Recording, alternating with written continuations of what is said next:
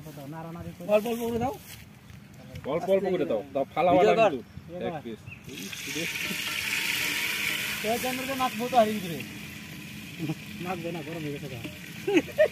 হ্যাঁ তামা খাওয়া যাবে হারিটা বড় আনছে ভালো হয়েছে তেলটা কম হয়ে গেছে না না তাই না ঠিকই আছে ছাড়বে না পরে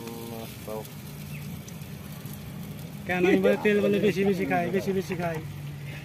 আর একটু নরম লাগবে তেল লাগে একটু নরম লাগে দেখবি পক পক মারবি না আমি বললাম দিয়েছি আমাদের হান্ডি মটন এই যে আমি আটা মেখেছি এখন মারবো তালি